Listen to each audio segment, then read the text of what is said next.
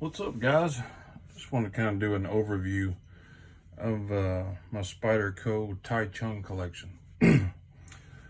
So over the past probably 6 to 8 months, I've really developed a fondness for these Spydercos, specifically the ones from Taichung. I just find that they're a better build quality. The styles are more to my liking, and I wanted to go over a few with them.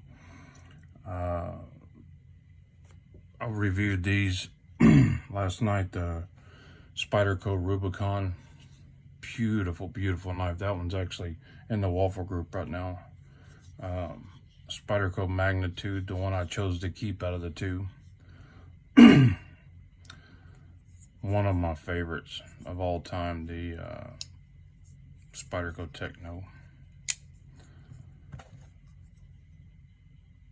Really one of my favorites, the Spyderco K2. I wish it made more big knives like that. Of course, the Sleece Bowie is always be number one. And a little lightweight chaparral.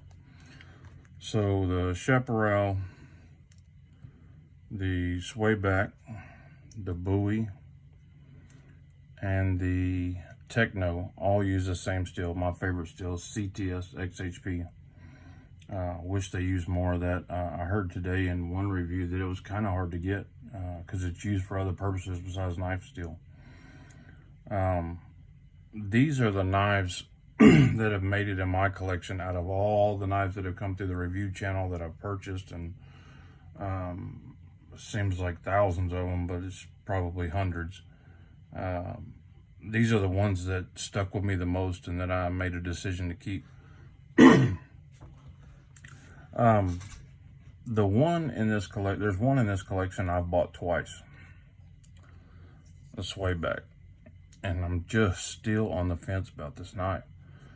I love the blade steel, the blade finish, love the contoured scales. They got this just about the same kind of scales as a Sleece Bowie, the contoured titanium that doesn't really show wear. It's got like a polished stone wash. This one has a lock bar insert, over travel stop, which you don't need. Standoffs look awesome. Unlike everybody else, I don't mind the pocket clip. I think it goes with the knife. I think it matches the blade. I think it looks great, but it's easily changed. It's a standard Spyderco pocket clip. There is a lot to love about this knife. One thing about this knife is when you get it in your hand, I don't care how many videos you watch and how many pictures you've seen, how many measurements you've looked at, you're going to say, man, that knife is big, because this is a full-size knife. It doesn't look like a full-size knife. In a picture and a video, it looks like kind of like a paring knife, you know, because that's the way that it's shaped. But this is a full 8-inch plus knife. Another great benefit for me. I like big knives. The very biggest thing about this knife is the deployment. It just irks me that they didn't get this right. So there's only one way to deploy this knife. The lock bar completely covers up the hole on that side. You can't hardly get your thumb in here. I have big thumbs, but I can imagine even if I had small thumbs, I don't think I could get it in here. And you have to spider monkey hold this thing. Don't touch the lock bar in any way or it ain't moving. And then deploy it out and then readjust your thumb because it ain't gonna stay in the right spot. And then you get it open. Now, it doesn't take that long, but compared to most of my other knives, especially my Spydercos, I mean, you just flick that thing out, let's go. I mean, it's you know, it's go time.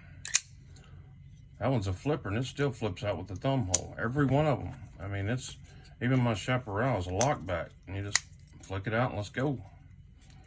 The chaparral, you ain't doing that. You ain't flipping nothing out.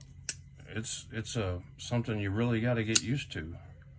It's not the end of the world. It's just frustrating that they botched that, you know. And I understand it, you know, maybe they weren't going for a fidget knife thing, and I'm not necessarily caring about it being a fidget knife, but I don't want to have to put that much thought into opening a damn knife. The spider hole maybe should have been bigger and raised up just a hair. I understand it messed with the aesthetics of the knife, but the damn knife needs to function. I'm still on the fence about this, and I'm probably going to keep it. I mean, I bought it twice, for goodness sake, but when I'm just looking at it, it gives me a lot of pleasure. It's a beautiful, beautiful knife. I mean, I heard they had this thing in design for years waiting for it to come out, and they got so close to making the perfect knife. I mean, if they had just fixed that one issue, I think anything else on this knife can be overlooked. I mean, a lot of people raise hell about that pocket clip, but it's a standard Spyderco pocket clip. Put a lynch clip on it. I mean, it's no big deal. I think they chose the lesser of the evils. But anyway, I just want to kind of do a follow-up on that. It's still here for now, and I got a feeling it's probably going to stay here. I was actually, you know, I've been steadily wanting the Spyderco Shaman, the S90V with carbon fiber. And why I didn't buy that, well, I know why I didn't buy that one, because this one was sitting in the shop ready to go, and it was discounted, so I picked it up quick.